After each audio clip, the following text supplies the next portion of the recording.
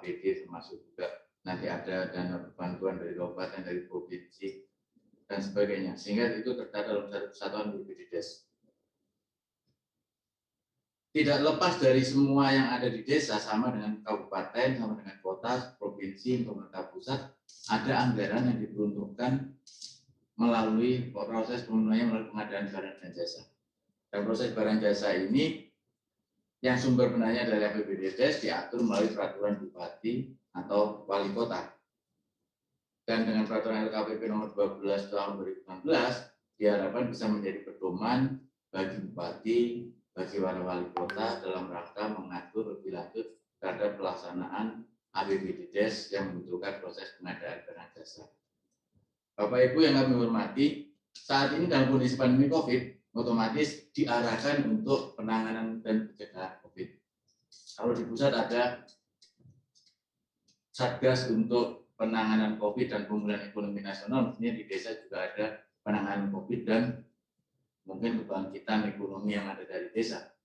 Sehingga arahnya tidak hanya sekedar APBDes untuk bagaimana rakyat di desa, kami juga orang desa, semua unsur kita adalah bagian dari desa kelurahan, insan-insan yang ada di sini, merasakan bahwa desa memperhatikan terhadap upaya penanganan pencegahan COVID, tapi juga merasakan anggaran desa digunakan juga untuk pemulihan ekonomi yang ada di desa. Dan kita tahu juga banyak kegiatan usaha yang ada di desa. Bapak Ibu yang kami hormati, DPR juga sampaikan, jangan salah menafsirkan pengadaan barang jasa pemerintah yang ada di desa. Yang kami tulis adalah swakelola. Nilainya berapapun Pak Roni, ya. Di bawah 200 juta, swakelola Pak. Di atas 200 juta ada petunjuk dengan penyedia pihak ketiga, tidak Bapak Ibu. Di bawah 200 juta pun kalau tidak mampu swakelola beli obat, bikin obatnya nggak mampu, ya pasti kita dengan penyedia. Nilainya 1 miliar kalau Bapak Ibu di desa yang mampu dengan swakelola, lakukan dengan swakelola. Jadi tidak ada batasan 200 juta, itu harus dengan swakelola, di atas 200 juta dengan penyedia. Tergantung prinsip dasarnya adalah dana desa digunakan untuk pengadaan barang jasa secara swakelola. Namun, apabila tidak ada kemampuan teknis pelaksanaannya secara swakelola, maka dimungkinkan dengan menggunakan pihak ketiga atau mitra penyedia. Ini perlu kami tekankan karena sering terjadi salah tafsir, Pak, anggarannya di atas 200 juta atau dibikin-bikin di atas 200 juta agar bisa dilakukan oleh penyedia. Tidak. Prinsipnya swakelola. Kalau Bapak Ibu mampu semua anggaran yang ada melalui APBDes, dana desa bisa dengan swakelola, laksanakan dengan swakelola. Hal ini dimasukkan untuk apa dengan swakelola ini? Sehingga satu, bahan materialnya bisa dari desa, tenaga kerjanya juga bisa dilibatkan partisipasi masyarakat yang ada di desa atau sekitar desa. Pak, saya beli bahan bangunannya dari material desa, kami nggak punya tukang, yang saya kontrak jasa tukang yang kampung sebelah atau desa sebelah boleh-boleh. Daripada Bapak Ibu beli material, sudah ada tukang, dipaksakan tukangnya malah lebih jelek, tidak bagus. Dan jasa tukang yang sebelah, Pak, tidak sampai 200 juta juga masih boleh, Pak, ya boleh. Karena tadi, prinsipnya adalah tetap kita di dana desa ini, selain 7 prinsip kita tambahkan gotong royong, pemberdayaan masyarakat, ini kan menjadi bagian yang sangat penting bahwa kita prinsipnya adalah swakelola, memberdayakan masyarakat, partisipasi masyarakat yang ada di sekitar, dan sumber material untuk barang jasa kalau bisa dapat mungkin berasal dari desa di mana dana desa tersebut berada. Intinya Bapak Ibu, prinsipnya sekolah apabila tidak mampu dapat sebagian atau keseluruhan dikerjakan oleh penyedia yang dianggap mampu. Bapak Ibu yang kami hormati, di tahun 2020 kemarin LKPP melalui Direktorat Pengembangan Strategi dan Kebijakan Penanganan Khusus telah merumuskan daftar inventaris masalah di dalam implementasi selalu kita minta setelah diimplementasikan per lem itu, per lem 12 misalkan dana desa, BPJ dana desa tahun 2019, lakukan proses monitoring dan evaluasinya.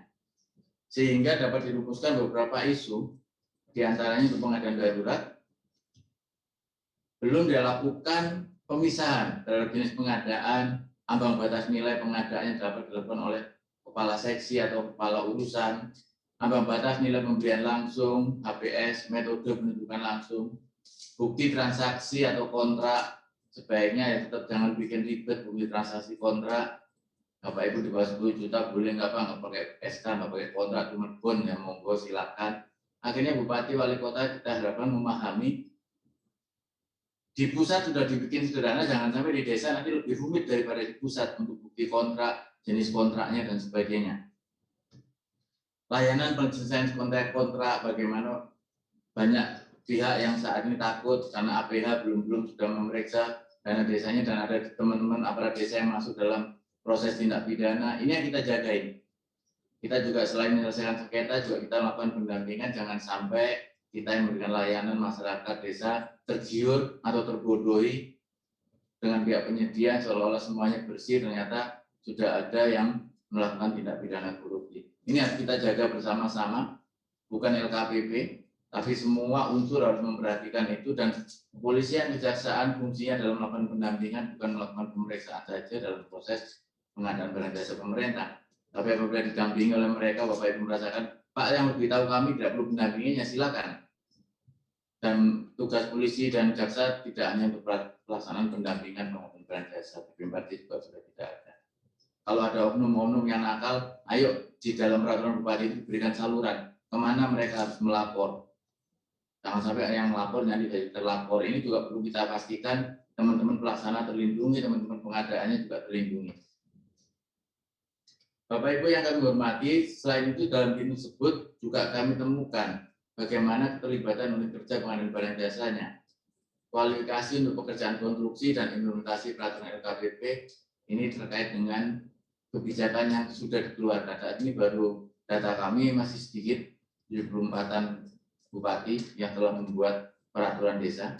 Jangan sampai ada peraturan yang mempersulit pengadaan barang jasa pemerintah apabila tidak segera dilakukan revisi. Kalau Bapak Ibu merasakan revisi laporan LKPP nanti berdasarkan surat aspirasi ini, Pak kami khawatir malah Bupati Wali Kota ini membuat lebih susah, tolong kami segera diinfokan. Karena tujuan pengadaan itu untuk memperoleh barang secara value for money. Value for money artinya di desa pun barang yang dibutuhkan harus sesuai dengan kualifikasinya, speknya harus sesuai, jumlahnya harus sesuai, lokasinya di desanya juga harus sesuai, waktunya sesuai, harganya juga sesuai, bukan yang termurah. Kalau pakai penyedia pun, kalau bayar orang pun, Pak Kelola juga. Dan terakhir kalau dengan mitra atau pihak ketiga, ya pasti harus penyedianya mampu yang sesuai juga. Bangun jalan ya tidak mungkin Bapak Ibu mengerjakan berat. Pak kami punya penjahit yang bisa di desa kami bangun jalan ya jangan. Kalau dengan pihak ketiga, pihak penyedia yang mampu dan punya izin usaha di sana, di desa itu. Izin usaha saat ini dipermudah dengan nomor izin usaha baru sehingga tidak ada lagi keluhan Pak kami nggak punya. Kalau Bapak Ibu perhatikan dokumen-dokumen persyaratan kalau sudah mengarah pada pihak tertentu tolong juga dijagain jangan sampai itu terjadi. Bapak Ibu yang kami hormati, dalam rangka penyempurnaan substansi pedoman penyusunan tata cara pengadaan barang jasa di desa, kami sangat membutuhkan masukan dari Bapak Ibu yang saat ini betul-betul menjalani di lapangan. Kita punya pengadaan khusus Perlem 13 SE nomor 3 itu prinsipnya transparan, efektif, akuntabel. Tetapi kok Pak masih muncul korupsi? Ini yang kami tidak inginkan. Nanti kalau ada peraturan lembaga tentang pedoman pengadaan barang jasa di desa, kita ingin mempermudah, efektif, tidak bersaing di desa ini, yang penting bisa gotong royong, bekerja samanya bisa kita angkat di sana, partisipasi masyarakat, tetapi jangan dikorupsi, jangan sampai menguntungkan pihak-pihak tertentu. Jadi kemudahan yang diberikan tidak digunakan untuk hal-hal yang tidak terpuji. Ini harapan kami, sehingga pedoman ini diharapkan mempermudah proses, tapi tidak membuat celah korupsinya semakin besar. Kita tidak ingin membuat pertentangan antara Pak, Bapak pengen cepat tapi harus aman. Berarti harus diperiksa semuanya. Cepat tapi prosesnya juga harus clear and clean. Ini harapan kami, transparan, akuntabel juga harus jadi prinsip. Demikian Bapak Ibu, kami harapkan berbagai pihak silakan bicara apa adanya yang Bapak rasakan. Kadang-kadang kami tidak bisa merasakan kondisi sosiologis, geografis, politik yang ada di desa, pesanan yang ada di desa. Dan kita jaga bersama desa kita, karena saya yakin memang desa ini adalah pilar untuk mewujudkan pembangunan, mengurangi kesejahteraan, untuk meningkatkan kesejahteraan kita dengan terjadinya pemerataan, bukan pemerataan kemiskinan, tapi pemerataan kesejahteraan. Ini harapan kami dengan bagian yang cukup kecil dari anggaran APBN dapat dimanfaatkan secara optimal, dan aturan yang dibuat oleh LKPP dalam rangka pedoman pengadaan jasa pemerintah tidak mempersulit teman-teman di desa. Atau nanti ada kelurahan juga yang punya anggaran dana desa beberapa kelurahan. Demikian yang dapat kami sampaikan, lebih kurangnya mohon maaf. Dan saya berharap partisipasi aktif baik yang hadir langsung di Jakarta maupun yang melalui Zoom. Kalau tidak sempat hari ini, nanti Pak Sultan juga akan masih ada membuka ruang melalui namanya nanti juga diskusi publik, bisa melalui tertulis apabila waktunya kurang, dan selalu kita niatkan semoga Allah Subhanahu wa Ta'ala mengijabah doa-doa kita dan ini menjadi bagian ibadah kita kepada Tuhan Yang Maha Esa. Sekian, terima kasih. Wassalamualaikum warahmatullahi wabarakatuh. Salam, Om Swastiastu, Om Andi Santi, Om Namo Buddhaya, salam kebajikan. Terima kasih. Saya hormati Bapak Ibu sekalian, saya mohon izin untuk acara dengan Rakorwas pengawas internal bersama Bapak Presiden dan BPKP. Assalamualaikum warahmatullahi wabarakatuh. Terima kasih kepada Bapak Roni Dwi Susanto atas arahan dan juga sambutannya. Baik Bapak Ibu hadirin yang kami hormati, kita akan menyaksikan kembali video animasi pedoman pengadaan barang jasa di desa.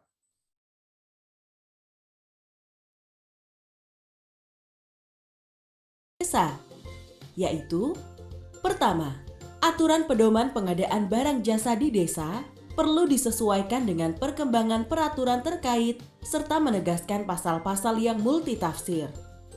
Kedua, banyaknya ditemukan dugaan penyimpangan pengelolaan dana desa dan PBJ di desa. Dan terakhir, adalah banyaknya permintaan keterangan ahli dari aparat penegak hukum terkait dengan penyimpangan PBJ di desa. Hal tersebut mendorong LKPP sebagai satu-satunya lembaga pemerintah yang mempunyai tugas mengembangkan dan merumuskan kebijakan pengadaan barang jasa pemerintah untuk membuat pedoman dalam penyusunan peraturan bupati atau peraturan wali kota tentang pengadaan barang jasa di desa. Ruang lingkup pengadaan yang diatur dalam peraturan bupati atau peraturan wali kota berdasarkan peraturan LKPP tentang pengadaan barang jasa di desa adalah pelaksanaan kewenangan desa yang kegiatan dan anggarannya bersumber dari APB desa. Pengadaan yang diatur meliputi barang, pekerjaan konstruksi, jasa konsultasi, dan jasa lainnya. Dan pengadaan dilaksanakan dengan cara swakelola dan atau penyedia. Pelaksanaan pengadaan barang jasa di desa harus mengutamakan peran serta masyarakat melalui swakelola secara gotong royong dengan melibatkan partisipasi masyarakat. Ketika pengadaan tidak dapat dilakukan secara swakelola, maka pengadaan dapat dilakukan melalui penyedia yang bisa dilakukan sebagian ataupun seluruhnya. Pengadaan barang jasa melalui penyedia. Pengadaan melalui penyedia dilakukan dengan cara pembelian langsung, permintaan penawaran, dan lelang atau tender. Pembelian langsung, yakni membeli atau membayar langsung kepada satu penyedia tanpa permintaan penawaran tertulis yang dilakukan oleh kasih kaur atau TPK. Pembelian langsung dilakukan oleh TPK. Selain TPK, kasih kaur juga dapat melakukan pembelian langsung dengan ambang batas nilai yang ditetapkan dalam Musrenbangdes. Tahapan pembelian langsung, kasih kaur atau TPK memilih penyedia. Kasih kaur atau TPK melakukan negosiasi untuk memperoleh harga yang lebih murah. Berikutnya, transaksi dalam bentuk bukti pembelian atas nama atau diketahui oleh kasih kaur. Permintaan penawaran, membeli atau membayar langsung dengan permintaan penawaran tertulis paling sedikit kepada dua penyedia yang dilakukan oleh TPK. Tahapan permintaan penawaran, TPK meminta penawaran tertulis dari dua penyedia. Selanjutnya, TPK melakukan evaluasi. Setelah itu, TPK memilih penyedia yang memenuhi persyaratan teknis dan harga. Dengan ketentuan, jika lebih dari satu penyedia lulus, maka TPK memilih penawaran terendah. Hanya satu penyedia lulus, maka TPK melakukan negosiasi. Dan jika lebih dari satu penyedia dengan harga sama, TPK melakukan negosiasi. Lelang atau tender. Metode pemilihan penyedia untuk semua pekerjaan yang dapat diikuti oleh semua penyedia yang memenuhi syarat. Tahapan lelang atau tender. Pertama, pengumuman lelang atau tender, lalu pendaftaran dan pengambilan dokumen lelang atau tender, selanjutnya pemasukan dokumen penawaran. Setelah itu, evaluasi penawaran dan negosiasi harga. Terakhir, penetapan pemenang. Jenjang nilai pengadaan melalui penyedia ditetapkan oleh bupati atau wali kota. Dalam pengadaan barang jasa di desa, terdapat 9 prinsip yang harus diperhatikan, yaitu efisien. Gunakan dana dan daya yang minimum untuk mencapai kualitas dan sasaran yang maksimum. Efektif, sesuai dengan kebutuhan dan sasaran yang telah ditetapkan, serta memberikan manfaat yang sebesar-besarnya. Transparan, semua ketentuan dan informasi mengenai pengadaan bersifat jelas dan dapat diketahui secara luas oleh masyarakat dan penyedia yang berminat. Terbuka, pengadaan dapat diikuti oleh semua penyedia barang jasa yang memenuhi kriteria tertentu berdasarkan ketentuan dan prosedur yang jelas. Pemberdayaan masyarakat. Pengadaan harus dijadikan sebagai wahana pembelajaran bagi masyarakat untuk dapat mengelola pembangunan desanya. Gotong royong. Penyediaan tenaga kerja oleh masyarakat dalam pelaksanaan kegiatan pembangunan di desa. Bersaing. Pengadaan dilakukan melalui persaingan yang sehat di antara sebanyak mungkin penyedia yang setara dan memenuhi persyaratan. Adil, memberikan perlakuan yang sama bagi semua calon penyedia dan tidak mengarah untuk memberi keuntungan kepada pihak tertentu. Dan terakhir, akuntabel, sesuai dengan aturan dan ketentuan yang terkait dengan pengadaan sehingga dapat dipertanggungjawabkan. Pihak yang dapat melakukan pengadaan barang jasa di desa adalah Kepala Desa, Kasih atau Kaur, TPK, masyarakat, dan penyedia. Kepala Desa adalah pejabat pemerintah desa yang mempunyai wewenang, tugas dan kewajiban untuk menyelenggarakan rumah tangga desanya dan melaksanakan tugas dari pemerintah dan pemerintah daerah. Tugas kepala desa dalam pengadaan barang jasa adalah sebagai berikut. Menetapkan TPK hasil Musrenbangdes, mengumumkan perencanaan pengadaan yang ada di dalam RKP desa sebelum dimulainya proses pengadaan pada tahun anggaran berjalan dan menyelesaikan perselisihan antara Kasih atau Kaur dengan TPK dalam hal terjadi perbedaan pendapat. Kasih atau Kepala Seksi adalah perangkat desa yang berkedudukan sebagai pelaksana teknis yang menjalankan pelaksana pengelolaan keuangan desa. Sedangkan Kaur atau Kepala Urusan adalah perangkat desa yang berkedudukan sebagai unsur staf sekretariat desa yang menjalankan tugas pelaksana pengelolaan keuangan desa. Tugasnya adalah sebagai berikut: menyusun dan menetapkan dokumen persiapan pengadaan, menyampaikan dokumen persiapan pengadaan kepada TPK yang pengadaannya dilaksanakan oleh TPK, melakukan pembelian langsung sesuai dengan ambang batas nilai dan kegiatan yang ditetapkan Musrenbangdes, menandatangani bukti transaksi pengadaan, mengendalikan pelaksanaan pengadaan, menerima hasil pengadaan, melaporkan pengelolaan pengadaan sesuai bidang tugasnya kepada kepala desa, dan menyerahkan hasil pengadaan pada kegiatan sesuai bidang tugasnya kepada kepala desa dengan berita acara penyerahan. Lalu TPK adalah singkatan dari Tim Pelaksana Kegiatan yang membantu KASI atau KAUR dalam melaksanakan kegiatan pengadaan barang jasa. TPK terdiri dari unsur perangkat desa, lembaga kemasyarakatan desa, dan masyarakat. Perangkat desa dalam TPK contohnya adalah kepala dusun. Jumlah minimal anggota TPK adalah 3 orang, dan untuk jumlah maksimal personilnya disesuaikan kebutuhan dan kemampuan keuangan desa. Tugas TPK dalam pengadaan adalah sebagai berikut. Melaksanakan swakelola, menyusun dokumen permintaan, penawaran, dokumen tender, dan atau dokumen seleksi. Melaksanakan pembelian langsung, permintaan penawaran, melaksanakan tender, dan atau seleksi untuk pengadaan melalui penyedia. Memilih dan menetapkan penyedia, memeriksa dan melaporkan hasil pengadaan kepada KASI atau KAUR, dan mengumumkan hasil kegiatan dari pengadaan. Kemudian masyarakat adalah masyarakat desa setempat atau desa sekitar lainnya. Peran masyarakat dalam pengadaan dilaksanakan dalam bentuk berpartisipasi dalam pelaksanaan kegiatan swakelola dan berperan aktif dalam pengawasan terhadap pelaksanaan pengadaan. Lalu penyedia adalah badan usaha atau orang perorangan yang menyediakan barang jasa dengan persyaratan memiliki tempat usaha, memiliki sumber daya manusia, modal, peralatan dan fasilitas lain yang diperlukan dalam pengadaan, memiliki kemampuan untuk menyediakan barang jasa yang dibutuhkan, dan khusus untuk pekerjaan konstruksi, mampu menyediakan tenaga ahli atau peralatan yang diperlukan dalam pelaksanaan pekerjaan. Pedoman penyusunan tata cara pengadaan barang jasa di desa ini sangat penting untuk diterapkan agar proses pembangunan desa dapat berlangsung efektif dan efisien. Semoga bermanfaat.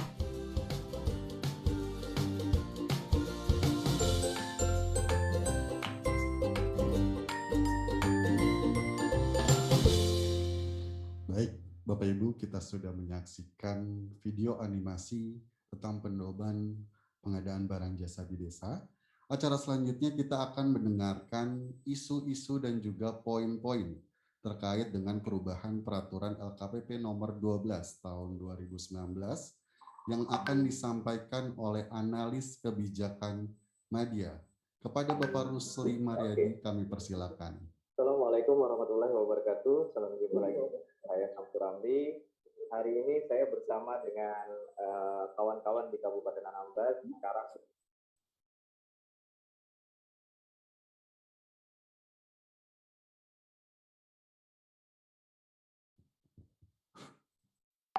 tes.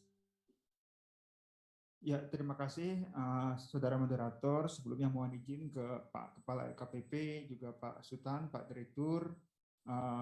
Izinkan kami pada pagi ini memberikan semacam gambaran ya acara serap aspirasi pada pagi ini. Assalamualaikum warahmatullahi wabarakatuh. Selamat pagi dan salam sejahtera bagi kita semua. Salam sehat bagi kita semua juga.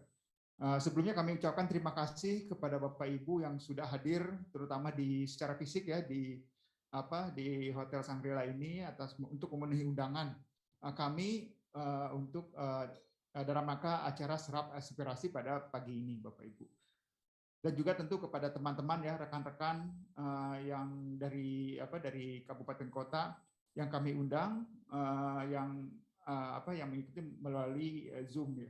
Kami sangat menghargai, sangat berterima kasih sekali ya Bapak Ibu bisa ikut acara ini, karena kami tadi seperti sudah disampaikan oleh Pak Kepala, butuh masukan Bapak Ibu dari Bapak Ibu semua terkait implementasi pengadaan barang jasa di desa gitu ya, terutama bagi terkait dengan Perka LKPP nomor 12 tahun 2019.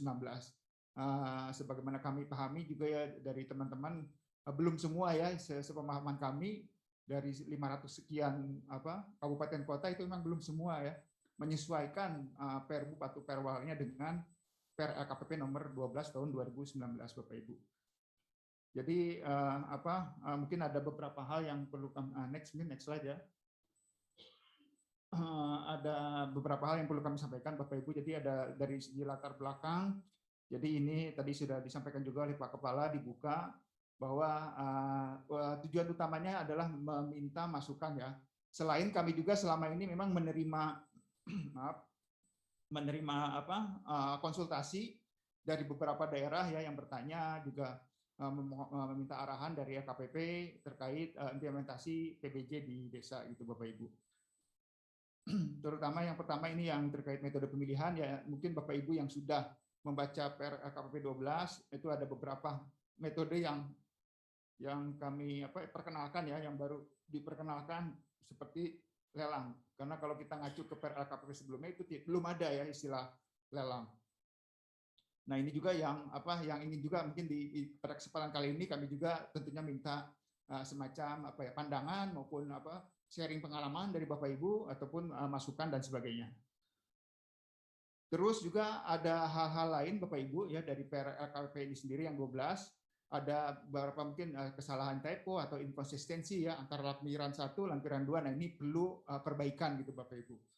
Makanya itu juga salah satu tujuan kita melihat lagi lah KPP 12 ini apakah memang perlu diadakan revisi atau seperti apa gitu.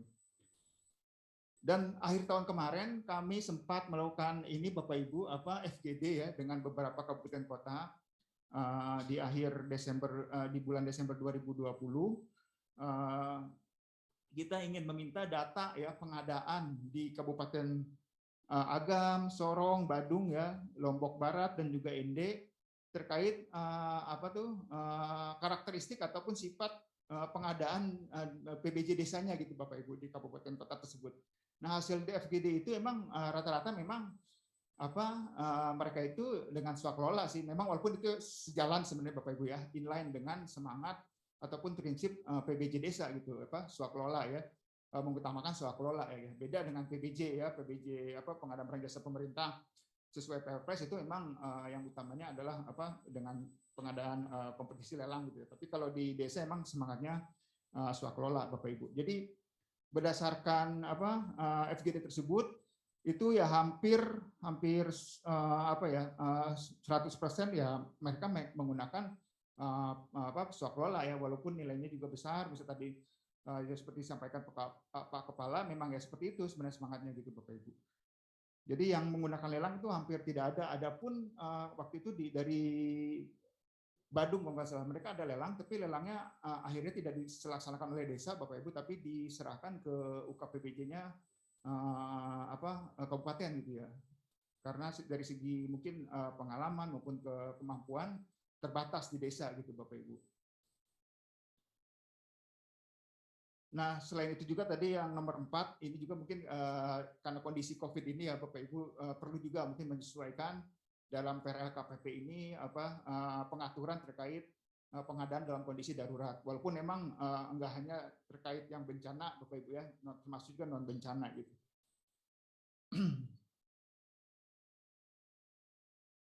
Berikutnya mungkin berikutnya nih isu-isu tadi juga sebenarnya sudah sebagian besar sudah disinggung oleh Pak Kepala ya Bapak Ibu. Isunya terkait peran-peran dari para pihak, terus juga mengenai ambang batas gitu ya, seberapa sih yang bisa ditetapkan oleh KAUR, oleh TPK dan sebagainya, termasuk juga bukti transaksi ya, saat ini hanya 2, nanti apakah juga ada semacam bukti kontrak gitu ya, termasuk juga pemisahan jenis-jenis pengadaannya, apakah perlu dibagi, ada pengadaan barang ya, konstruksi gitu ya, mungkin kalau untuk desa-desa yang maju ya, ininya karena kategori maju mungkin sudah pengadaannya nggak hanya barang gitu ya, bisa jadi mungkin ada konstruksi dan sebagainya. Atau juga mungkin kalau misalkan untuk yang ada konstruksi apakah juga diperlukan pengadaan konsultannya gitu ya, atau cukup dengan pengadaan seperti biasa misalkan dengan kondisi saat ini gitu, tidak perlu pengadaan konsultan tapi ya bagian dari pengadaan barang gitu. Nah, ini mungkin yang Bapak Ibu yang perlu kami minta masukan ya dari Bapak Ibu semua, undangan baik yang hadir langsung maupun yang dari via Zoom Bapak Ibu. Termasuk ketentuan kategori penunjukan langsung ya di KPP belum diatur nih Bapak Ibu. Kategorinya bisa nggak sih tunjuk langsung gitu ya? Nah, sementara kalau di pengaturan-pengaturan pengadaan lainnya, mungkin kalau Bapak Ibu pahami, ya itu biasanya ada kondisi-kondisi tertentu, baik itu yang pengadaan barang jasa maupun pengadaan-pengadaan pemerintah lainnya, ada ketentuan, biasanya ada semacam exit clause itu. Kondisi tertentu yang bisa dilakukan penunjukan langsung. Nah, di PPJ Desa ini belum kita belum ada pengaturan tersebut. Nah, ini mungkin kita juga minta masukan dari floor gitu ya. Apakah perlu gitu dibuka juga kondisi-kondisi tersebut penunjukan langsung untuk di PPJ Desa gitu.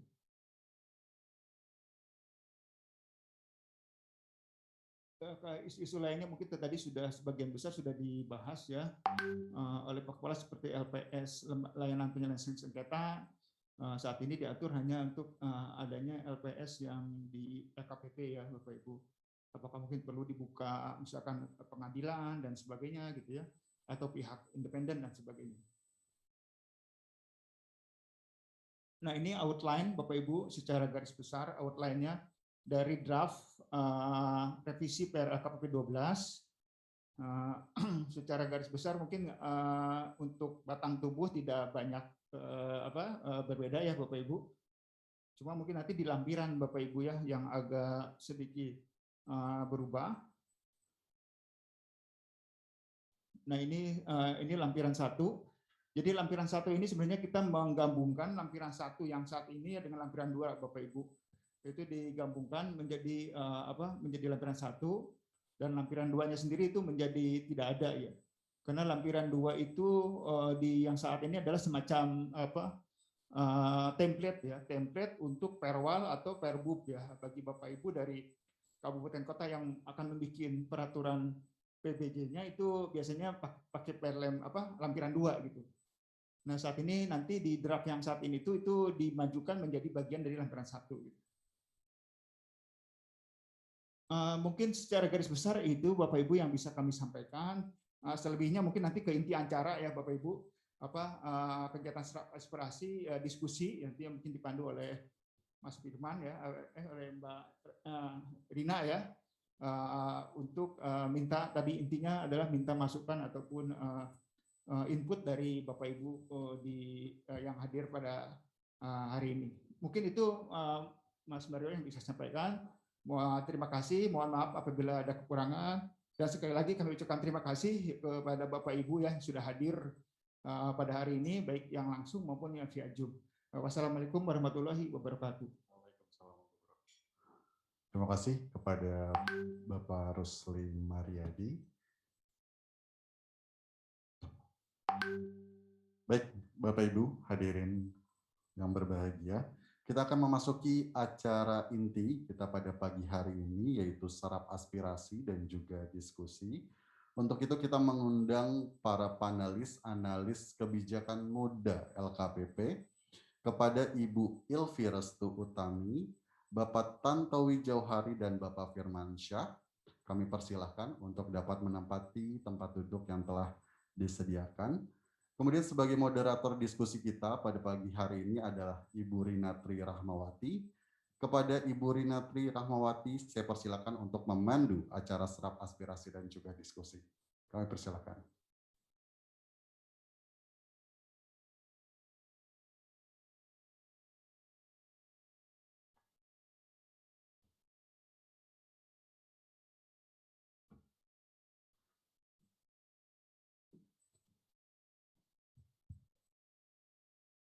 Baik, terima kasih Mas Mario.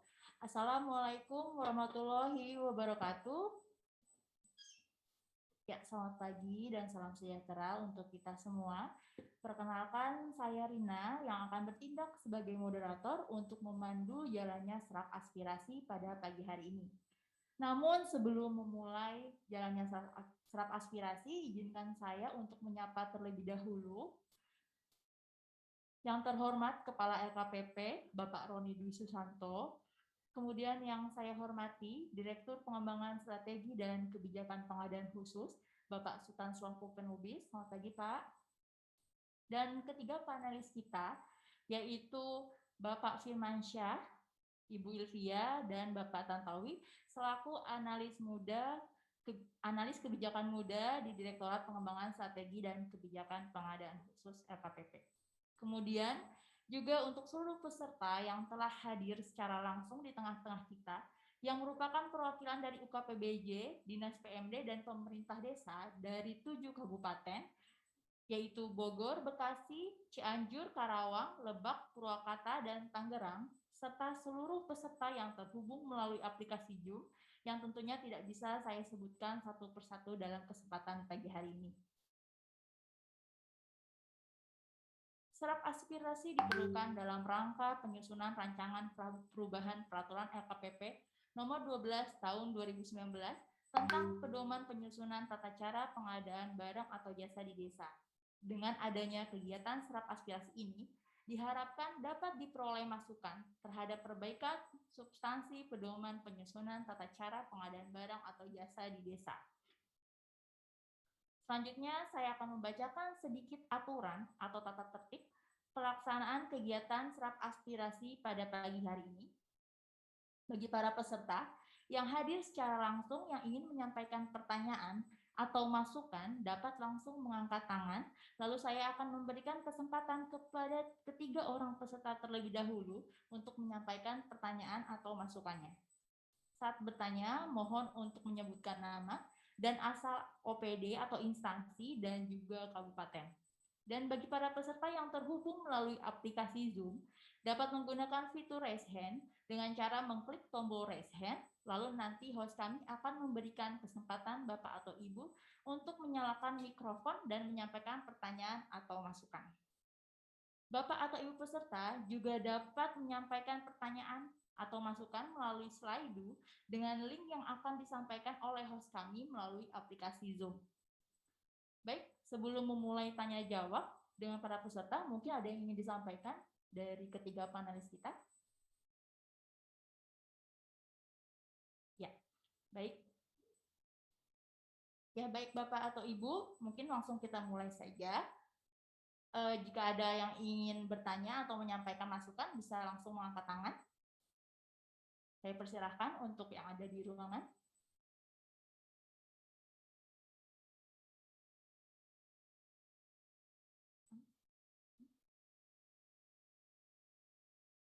Ya, dari Kabupaten Bogor.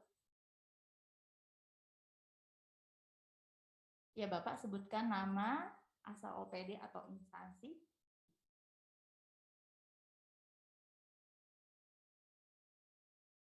Baik, Pak.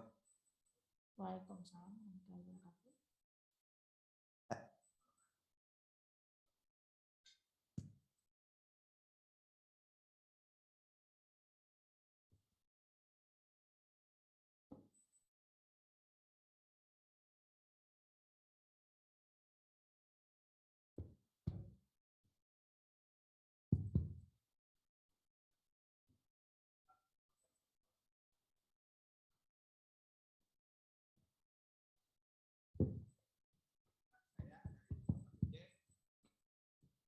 Ada beberapa hal yang saya sampaikan pada aspirasi ini, terutama untuk pemadam desa.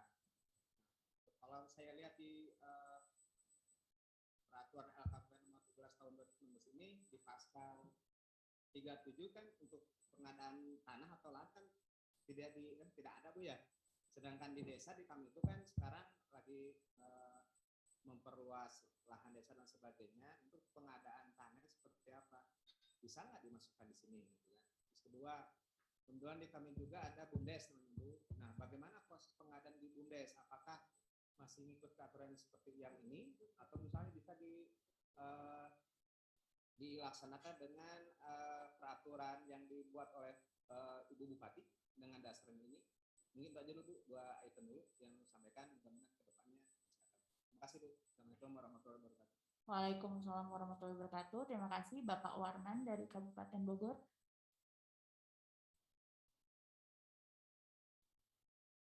Ya, Bapak atau Ibu, sebelum ditanggapi, mungkin ada lagi yang ingin menyampaikan pertanyaan?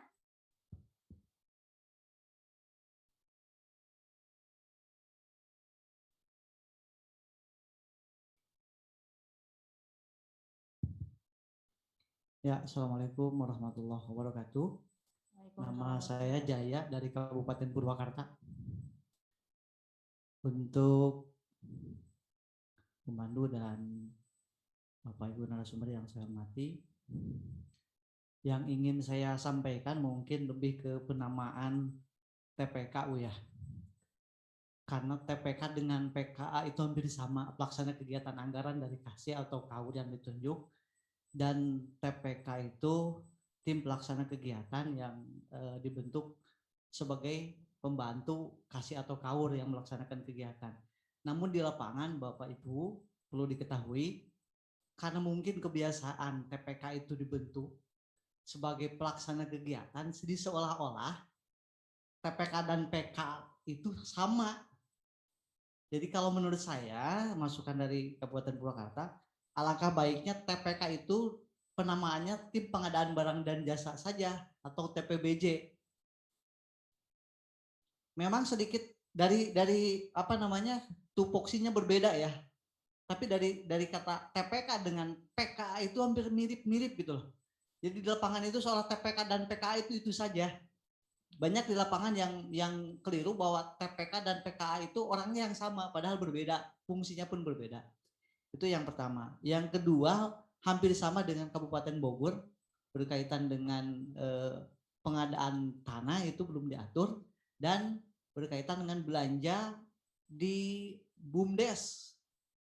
Apakah nanti belanjanya peraturannya mengikut ke sini atau kemana? Mungkin itu saja. Assalamualaikum warahmatullahi wabarakatuh.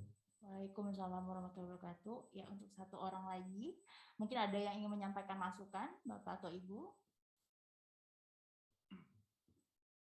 Ya, baik, mungkin langsung saja ada tanggapan. Oh ya, Bapak dari... Terima kasih, dari Cianjur, Bu. Ya, dengan siapa, Pak? Saya Usep Suryatna dari DPMD Cianjur, Bu. Ya. Terima kasih, Assalamualaikum warahmatullahi wabarakatuh. Ini keterkaitan dengan Perbub ya, pengadaan barang dan jasa. Kebetulan Cianjur sudah membuat Perbubnya. Kita juga sudah berkonsultasi sebetulnya dengan LKPP, dan sebetulnya untuk di kita 2021 ini kita terapkan sebetulnya Perbubnya tahun 2020 untuk digunakan 2021. Hanya saja mungkin karena kesempatan kita untuk melakukan sosialisasi juga kurang efektif karena adanya kasus COVID ini. Nah, akhirnya memang tidak semua desa sudah menerapkan sepenuhnya gitu. Ketentuannya sama. Hanya mungkin yang perlu sebagai bentuk ini aja masukan gitu ya. Karena pada saat penerapan ini kadang-kadang yang saya nggak tahu gitu ya, apakah nanti dari Kemendes atau dari Mendagri mungkin juga bisa memberikan masukan. Ini kadang-kadang ada persepsi-persepsi yang rada-rada beda gitu ya. Ketika kita mengacu bahwa pengadaan barang dan jasa itu kita atur berdasarkan peraturan LKPP misalnya, turunannya nanti dengan Perbub. Tapi kadang-kadang secara tidak langsung gitu ya, ada juga peraturan yang terkait dengan misalnya peraturan Kemendesa ataupun PMK gitu ya, yang seolah-olah walaupun tidak mengatur secara teknis, tapi mengesankan seolah-olah tidak perlulah ada format-format susah payah gitu ya, kayak yang sudah diatur. Padahal kan memang di pemerintah daerah kita berpatokan pada aturan main yang jelas kan gitu. Sementara kadang-kadang misalnya ketika katakanlah kebijakan di pusat seolah-olah sesederhana mungkin kan gitu. Ini yang mungkin jadi masalah kita. Nah, harapan kita sih ke depan ketika peraturan ini muncul, ini menjadi patokan yang tetap gitu ya, yang tidak terpengaruh oleh kebijakan-kebijakan yang lain. Karena kalau misalnya ada kebijakan yang lain mempermudah gitu ya, ini ke lapangan akan menyusahkan kita juga kan gitu. Apalagi desa-desa pada prinsipnya kami akui sosialisasi bimbingan teknisnya kan sangat kurang gitu. Nah, kita coba beberapa desa ya alhamdulillah sudah mulai bisa menerapkan. Tapi dari 354 desa yang menjadi pembinaan kami di Cianjur ya ini belum semua. Banyaknya masih belum efektif kan gitu. Apalagi dengan beberapa perubahan. Nah, kemarin di Perbub kita nih mengatur juga soal ketentuan adanya lelang ketika jumlah uang sekian, 200 juta kalau nggak salah. Di kita ada. Tapi kita tadi dari Pak Kepala menyampaikan sebetulnya tidak perlu juga kan gitu ya. Nah, mungkin kami juga akan melakukan penyederhanaan. Hanya memang perlu juga ada batasan-batasan gitu ya. Ketika misalnya ada penekanan, kalau dari saya lihat di PMK ataupun Permendes swaklola kan gitu. Sementara di lapangan ada hal-hal yang memang tidak bisa swaklola kok. Hal-hal yang terkait teknis, misalnya ada desa yang melakukan pembangunan jalan dengan pengaspalan, misalnya hot mix seperti itu, atau pembangunan jembatan yang sangat teknis, itu jelas tidak bisa dilakukan swaklola kan gitu. Nah mungkin tahapan-tahapan itu menjadi perhatian kita, bagaimana caranya ketika ditentukan bahwa ini yang seperti ini yang harusnya dilakukan secara teknis, mana yang bisa swaklola kan gitu. Jadi supaya desa ini harapan kita secara otomatis dia paham gitu. Kalau yang seperti ini akan masuknya ke teknis dan larinya nanti ke katakanlah perjanjian kerja atau seperti apa gitu. Ataupun nanti yang boleh diswaklolakan itu seperti apa. Nah, harapan kami nanti di perubahan peraturan ini menjadi lebih jelas. Sebaiknya ini menjadi patokan bersama gitu. Tidak ada lagi kebijakan yang lain ketika bicara pengadaan barang dan jasa, patokan kita ke peraturan ini. Itu mungkin. Terima kasih. Assalamualaikum warahmatullahi wabarakatuh. Waalaikumsalam warahmatullahi wabarakatuh. Terima kasih Bapak atas masukannya. Mungkin dari ketiga panelis kita ada yang ingin ditanggapi.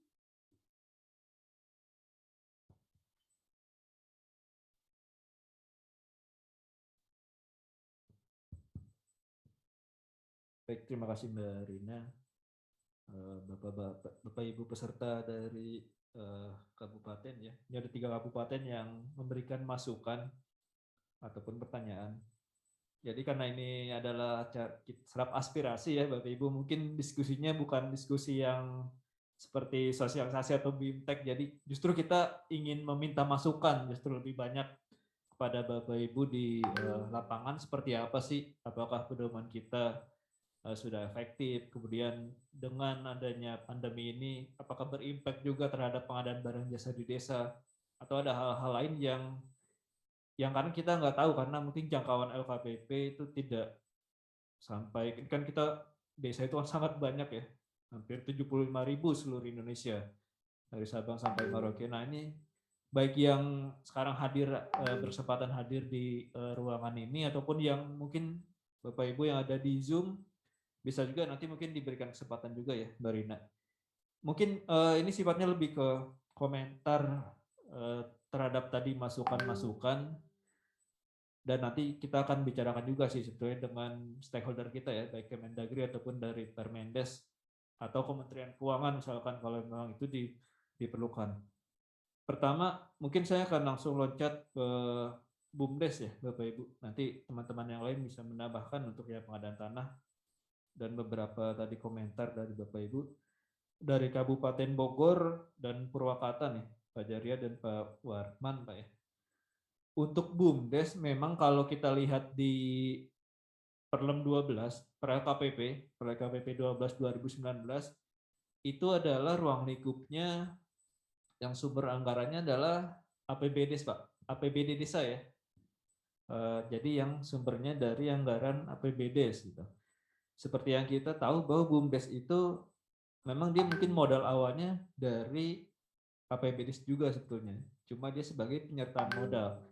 Kalau kita lihat saya lihat di Permendagri 20 Pak ataupun di PP 11 ya 2021 yang baru terbit itu, anggaran penyertaan modal itu termasuk harta kekayaan yang dipisahkan Pak. Artinya ketika dia sudah diberikan ke BUMDes, maka mekanismenya tidak ikut lagi kepada pengaturan pengadaan barang jasa yang diatur oleh Bupati.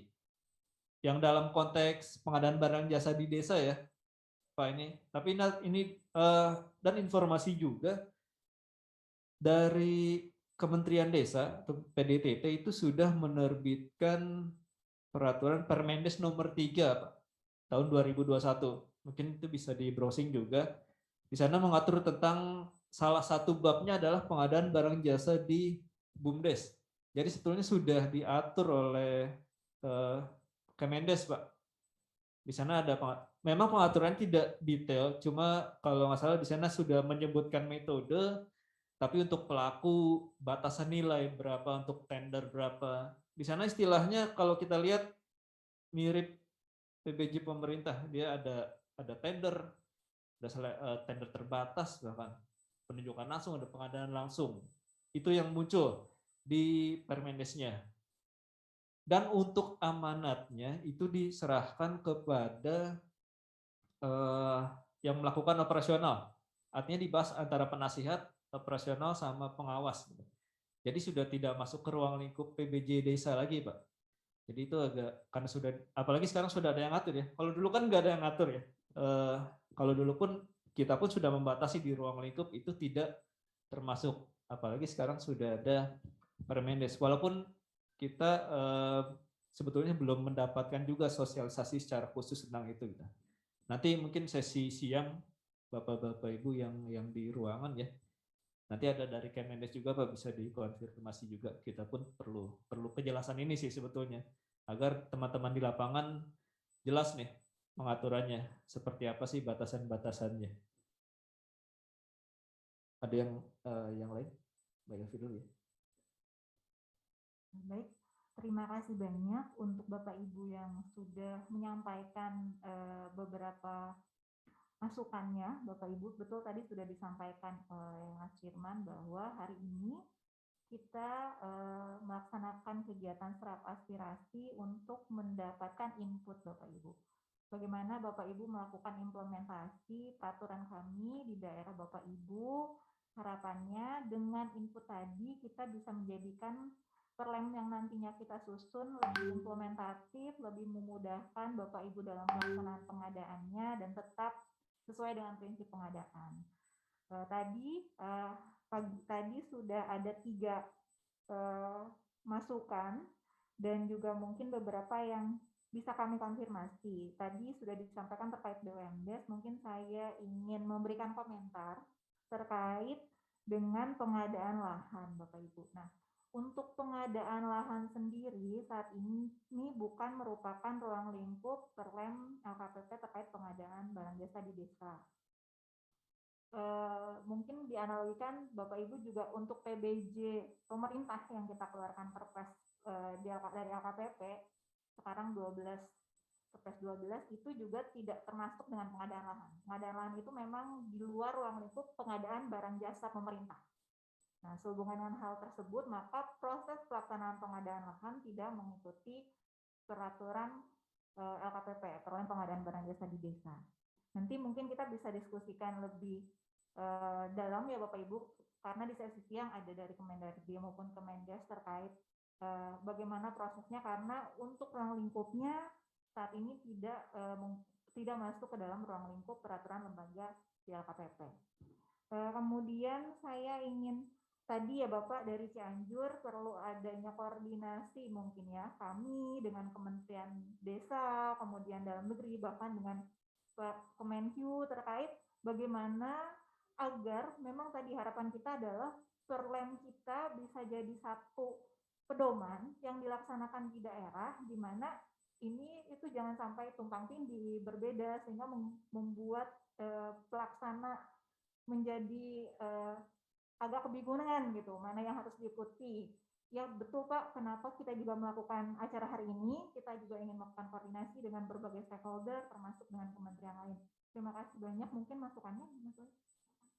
Ya, mungkin mau menjawab yang mau berdiskusi dengan Pak Asep yang terkait dari Cianjur ya Pak, terkait tadi apakah akan menggunakan swakelola atau tidak.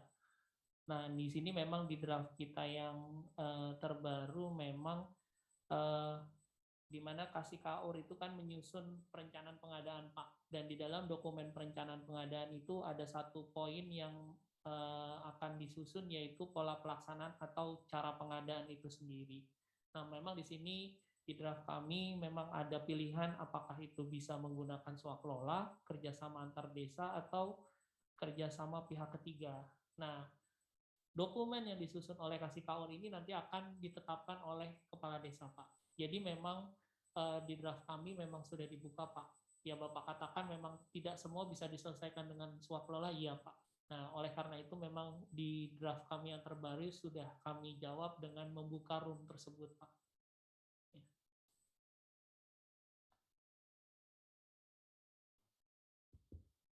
Ya izin menambahkan sedikit mungkin Pak ya, tadi tentang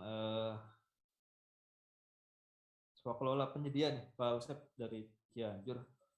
Jadi kalau kita ketika melakukan perencanaan ya, artinya di desa kan kita melakukan proses RKP nih Pak, penyusunan RKP ya, penyusunan RKP, di sana kan sudah mulai terlihat nih perencanaan untuk 1 tahun berikut yang mau dilaksanakan oleh pemerintah desa itu seperti apa sih? Ada musrenbangdes juga kan ya di sana. Nah seperti yang sudah dijelaskan tadi mungkin Mas Owi juga sudah menyinggung, Pak Kepala bahkan tadi sudah menyinggung juga. Jadi defaultnya sebetulnya adalah kalau di desa sebisa mungkin dilakukan swakelola. Sebisa mungkin effortnya adalah untuk swakelola, artinya untuk pemberdayaan masyarakat terlebih dahulu. Tapi kita pun harus melihat sumber daya di dalam ya. Ketika memang tidak mampu, ya tidak harus, artinya tidak harus dipaksakan dalam hal nanti akan berefek kepada hasil pengadaannya nih Pak. Gitu. Tapi bukan juga ketika kita ada pengadaan larinya langsung ke penyedia gitu. Tapi secara rasional harusnya dengan swakelola terlebih dahulu dengan melihat sumber daya di pemerintah desanya, perangkat desanya seperti apa, masyarakat desanya juga harus kita lihat ketika memang akan melibatkan masyarakat sebagai tenaga kerja gitu. Atau bisa juga parsial, artinya tetap lakukan cara swakelola, cuma ada beberapa bagian yang kita bisa ke penyedia. Itu pun tidak dilarang. Tadi mungkin yang ditegaskan oleh Pak Kepala Pak Roni adalah tidak semua yang nilainya di atas 200 juta itu otomatis ke penyedia. Ini pola pikir yang masih banyak ya ini ya Pak dipahami oleh pemerintah desa. Seakan-akan bahkan bukan pemerintah desanya aja sih, bahkan dari yang lainnya pun beranggapan seperti itu gitu. Ketika nilai paket di anggaran nih, di dokumen anggaran di atas 200 juta, seakan-akan itu harus dianggap dilakukan dengan penyedia. Bahkan padahal konsepnya tidak seperti itu gitu. Berapapun nilainya, swakelola itu tidak ada batasan gitu. Selama dia mampu dilakukan sendiri di internal desa itu sendiri, disilahkan dilakukan dengan swakelola. Jadi sebetulnya bisa dilihat lagi kalau kita tarik ke hulu ya, ke proses perencanaan. Ketika musrenbangdes itu kan sudah ada pilihan apakah itu mau dilakukan secara swakelola ataupun penyedia atau sebagian atau seperti apa ya. Karena kan situ sudah mulai ada rancangan-rancangan RAB maunya seperti apa. Tim tadi TPK-nya yang ingin dilakukan atau yang melaksanakan kegiatannya seperti apa, itu pun sudah bisa diidentifikasi di sana. Dan setahu saya di desa untuk dalam penyusunan APBD itu sudah cukup detail di perencanaannya, Pak. Yang itu sebetulnya harus sudah bisa terlihat. Mungkin yang perlu tadi adalah pemahaman tadi sih Pak, karena mungkin kita tahu di beberapa kabupaten kota jumlahnya itu seratusan kan untuk desa, bahkan bisa di atas 200. Ada yang 400 desa satu kabupaten. Mungkin lebih ke sana. Kalau itu nanti ingin dituangkan di pedoman LKPP, ya itu nanti kita tampung Pak ya, artinya kita akan rumuskan untuk lebih memudahkan implementasinya di lapangan, termasuk tadi memudahkan pemahaman bahwa tidak di atas 200 juta, bahkan 200 juta itu sebetulnya bukan batasan baku gitu, itu bisa disesuaikan juga tergantung masing-masing daerahnya, karena ini adalah pedoman.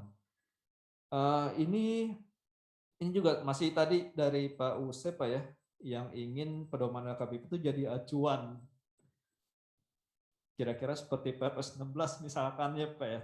Tapi masalahnya kalau di amanat PP-nya Pak, dari pelaksanaan undang-undang desa, memang amanat yang diberikan adalah ke kepala daerah, bupati atau wali kota untuk mengatur itu. Cuma memang pedomannya dari kita. Kita pun menyadari bahwa untuk tipologi desa ini kan agak berbeda dengan pengguna APBN atau APBD ya, yang relatif seragam ya Pak. Desa ini bermacam-macam sekali, kondisi geografis, politik sosialnya itu bermacam-macam sekali, makanya agak sulit juga sebetulnya ketika kita membuat satu peraturan untuk bisa diterapkan. Tapi nanti ini banyak juga masukan seperti ini sebetulnya. Nanti kita akan rumuskan apakah oleh tim ya di internal ataupun dengan mengundang stakeholder lain dari kementerian seperti apa nih baiknya untuk desa ketika memang ternyata banyak masukan-masukan yang ya daripada susah dengan langsung aja diatur LKPP misalkan seperti itu kan Pak ya masukannya. Ya ntar itu salah satu masukan yang memang sudah cukup banyak juga ke kita, tapi kita harus koordinasi juga nih ke kementerian yang menangani desa, baik dari Kemendagri ataupun Kemendes untuk pengaturannya seperti apa.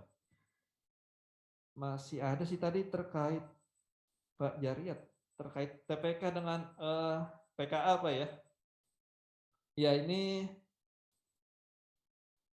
kan kalau kita lihat yang dulu Pak ya Perka 13 KPP PKA ya TPK jadi satu gitu. Sekarang kan dengan adanya Permendagri 20 kewenangan PKA kasih KAUR dipisah kan Pak dengan dan dia dapat dibantu oleh tim pelaksana. Itu juga yang jadi dasar kita untuk mengikuti di proses pengadaan. Artinya kasih KAUR kalau kita analogikan sekarang perannya kalau dibandingkan di PPS pemerintah seperti PPK akhirnya yang tanda tangan kontrak. Jadi fungsinya sudah berbeda nih Pak. Masalah nanti pengistilahan untuk memudahkan Pak ya, yaitu nanti kita rumuskan coba dengan tim ataupun karena ini kan istilahnya dari Kemendagri juga Pak ya, dari Permendagri 20 yang ada istilah itu. Nah, nanti kita coba diskusikan bisa gak nih istilah TPK tadi yang untuk membantu itu perannya mungkin lebih di tadi kalau usulannya tim pengadaan barang jasa ya, Mbak Jariat ya. Ya itu spesifik sekali itu, langsung ke pengadaan gitu.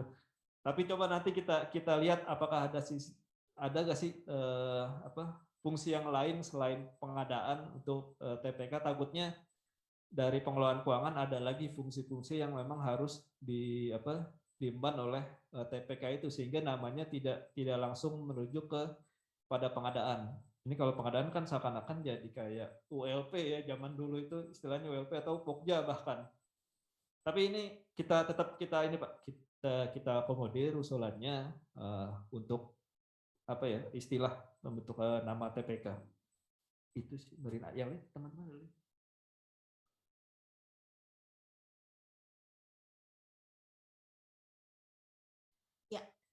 Terima kasih untuk ketiga panelis kita atas jawabannya. Dan sekarang kita lihat di Zoom ya, di aplikasi Zoom sudah ada yang mengaktifkan raise hand ya, sudah ada yang mengaktifkan raise hand, yaitu Bapak Rahvan. Ya, Bapak Rahvan. Ya, oke. Assalamualaikum warahmatullahi wabarakatuh. Waalaikumsalam warahmatullahi wabarakatuh. Ya, kedengaran jelas suara saya? Ya, kedengaran Pak. Ya, baik. Terima kasih.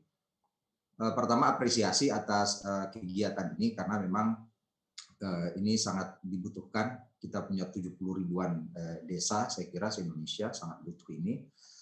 Berikut ada beberapa hal yang mungkin akan menjadi masukan atau saran saya. Sebagian sudah saya ketik di dalam Slido, tetapi ada beberapa mungkin yang akan saya sampaikan langsung.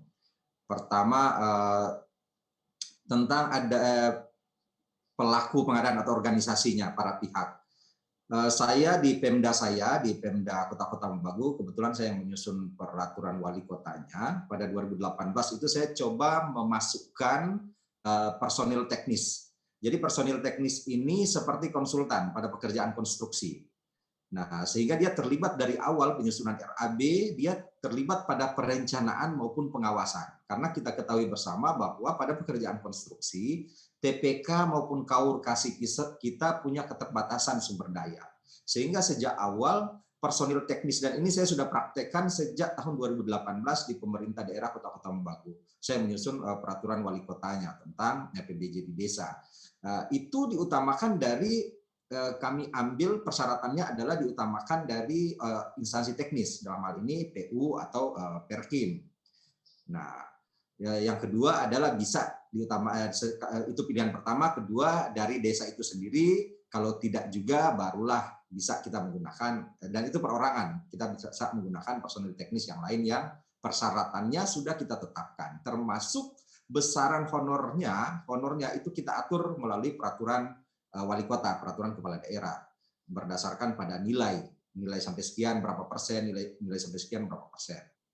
Jadi personil teknis ini pengalaman saya sudah menerapkan kurang lebih 2-3 tahun ini itu sangat bermanfaat dan sangat membantu. Ya, dibanding dengan kita membuat bahwa harus ada penanggung jawab pada pekerjaan konstruksi yang penanggung jawabnya adalah anggota TPK. Saya kira itu sangat sulit diterapkan.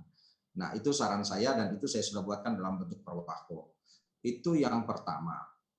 Kemudian kedua, pengalaman lapangan saya juga adalah TPK ini dibuat per paket kegiatan, di mana TPK itu personilnya berasal dari dusun di mana paket itu. Jadi contoh desa A itu punya 3 dusun, ya. Dusun 1, dusun 2, dusun 3. Nah, itu personilnya kalau di situ 3 paket, tinggal diputar saja ketuanya, sekretaris dan anggota, ya. Nah, itu persyaratan TPK kan sudah jelas.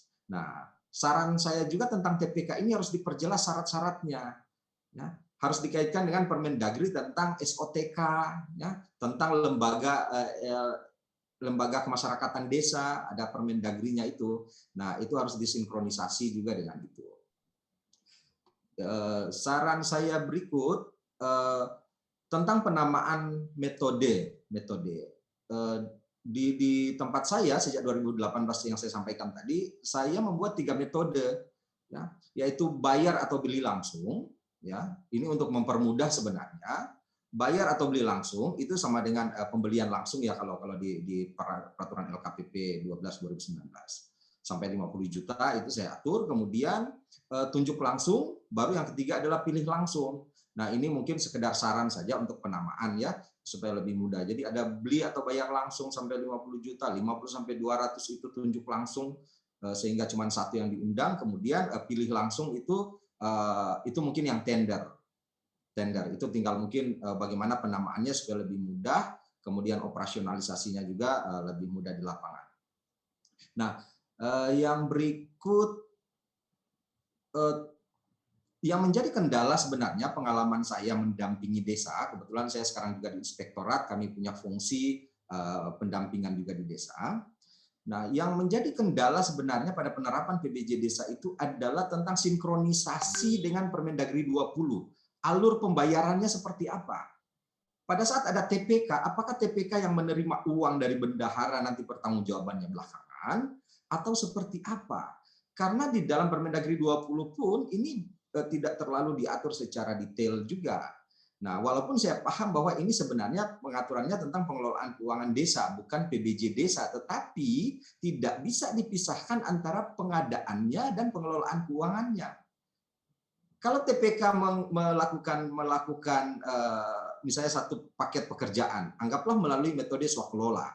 Nah, pembayaran upahnya seperti apa? Apakah uangnya langsung kepada yang bersangkutan, kemudian bersangkutan yang membayar, ataukah diajukan kepada KAUR Kasih selaku pelaksana kegiatan, kemudian baru diverifikasi dan naik pada bendahara, kemudian bendahara membayar, atau seperti apa? Nah, saya kira ini alur. Dan yang terakhir, saran saya supaya di dalam lampiran itu disediakan format-format sederhana yang aplikatif. Kalau saya di dalam Perwako itu membuat kurang lebih 30-an format yang saya sudah pisah. Kalau swakelola seperti ini. Kalau PBJ pengadaan melalui penyedia sampai 50 juta oleh KAUR Kasih seperti ini. Mulai dari perencanaan sampai dengan serah terima. Itu semuanya saya sudah buatkan dalam bentuk form dan sudah disosialisasikan ke saya punya 15 desa di kota saya.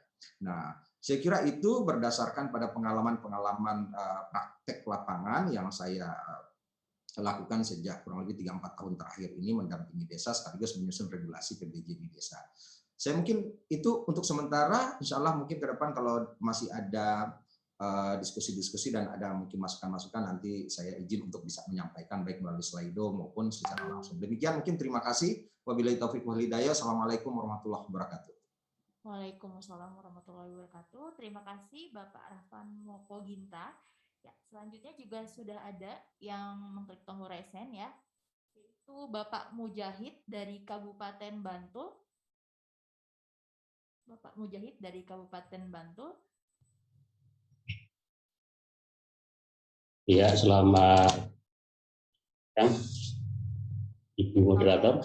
Bisa didengar, Ibu? Ya, sudah terdengar, Pak. Selamat pagi, Pak. Selamat pagi, Ibu.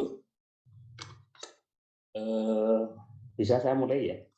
Iya, Pak. Bisa langsung disampaikan Ya, masukan. terima kasih, Ibu. Jadi yang pertama saya mohon maaf memang belum mempelajari detail draft apa PBJ Desa ini. Tapi mempelajari perkara terdahulu maupun beberapa praktek pengadaan di desa itu ada beberapa hal yang perlu mungkin menjadi catatan untuk sampaikan. Yang pertama adalah terkait dengan perluasan pemanfaatan e-katalog untuk pengadaan di desa. Di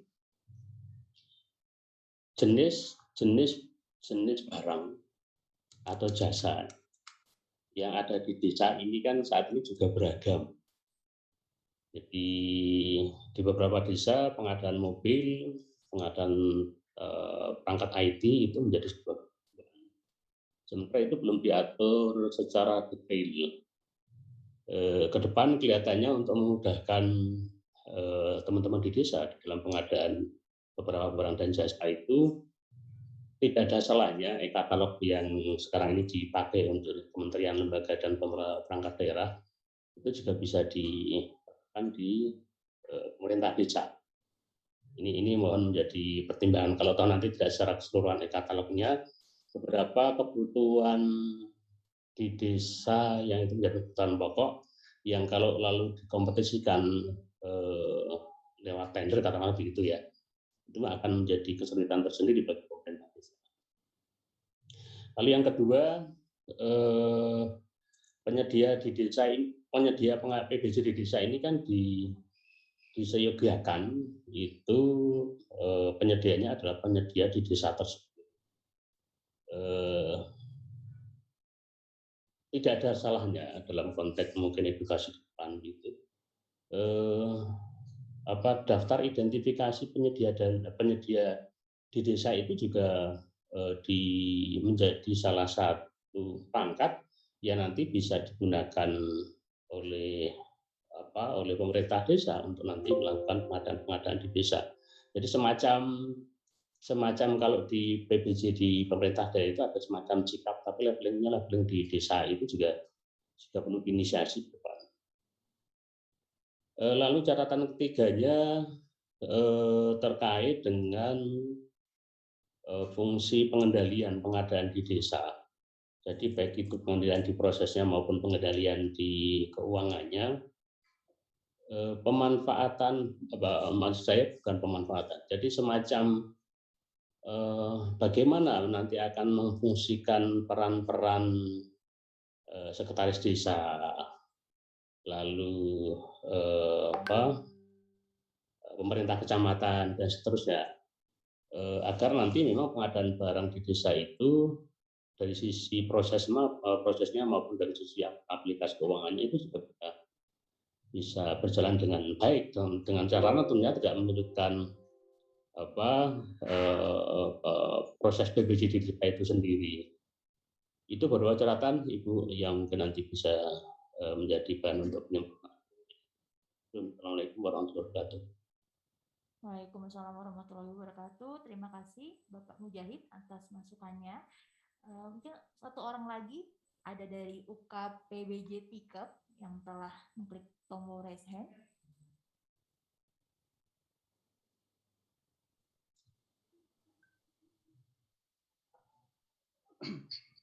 Halo, tes. Ya. Bisa kedengaran suara, Mbak? Sudah kedengar, Pak? Ya, oke, baik. Terima kasih. Saya Wahid Sarah dari UKAP PBJ Tiket, Tidore Kepulauan. Pak? Ya. Halo? Ya, halo Pak. Ya. Oh, bisa ya, langsung oke. disampaikan, Pak, masukannya? Ya, mohon izin saya belum bisa tampilkan video karena lagi di tempat yang kurang tepat. Ya, jadi dua hal yang ingin saya sampaikan. Yang pertama kaitan dengan yang disampaikan oleh Pak Kepala tadi, bahwa pengadaan barang jasa di desa pada prinsipnya dilaksanakan secara swakelola. Dan itu memang sudah tertulis dalam regulasi. Namun tadi sempat disampaikan Pak Kepala bahwa untuk lelang itu pilihan lelang bukan menjadi hal yang utama. Semuanya bisa dilaksanakan secara swakelola gitu. Pasal tangkapnya seperti itu. Namun saya ingin sampaikan bahwa untuk PBJ di desa, jika dalam perlem atau draft revisi ke depannya, klausula yang mengatur tentang lelangnya kalau misalkan masih ada belum dihapus, karena bisa jadi karena swakelola ini kan memang tidak dibatasi nilai, berapapun boleh dilaksanakan secara swakelola. Tapi itu kalau pengadaan yang memang bisa dilaksanakan secara swakelola. Tapi kalau misalkan pengadaan tersebut ada kebutuhan barang jasanya yang nilainya di atas 200, kan tidak mungkin dilaksanakan secara swakelola. Makanya saran saya agar bisa diakomodir ada tambahan klausula yang mengatur bahwa jika pemerintah TPK di desa setempat belum memiliki kompetensi dapat menggunakan UKPUJ setempat misalnya seperti itu agar tidak terjadi potensi pelanggaran hukum lah bagi APH gitu. Karena pastinya pengadaan di desa ini kan menjadi bahan pemeriksaan APH gitu. Jangan sampai dalam perlemnya mengatur harus dilaksanakan secara lelang, sedangkan di desanya tidak melaksanakan secara lelang. Memang tadi yang disampaikan tadi bahwa pada beberapa FGD memang ada beberapa daerah yang tidak menerapkan itu.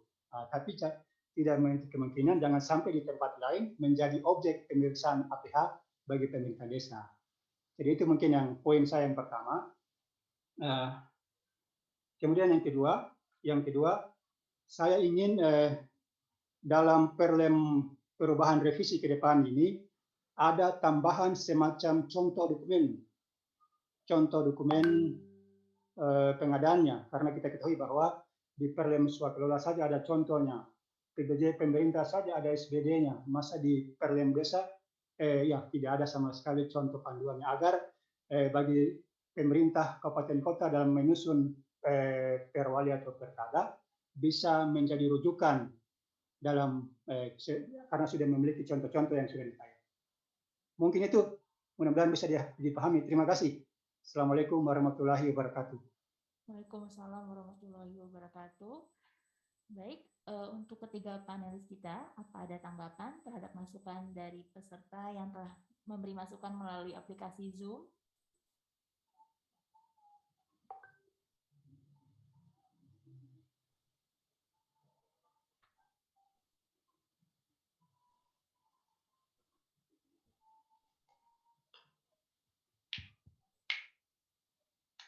Ya, terima kasih ini masukan dari peserta yang dari Zoom ya, yang lewat Zoom.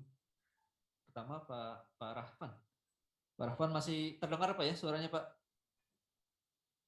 Oke, mungkin nanti di unmute aja mungkin Pak Rahman ya, karena perlu dialog nih kayaknya kalau satu arah agak susah.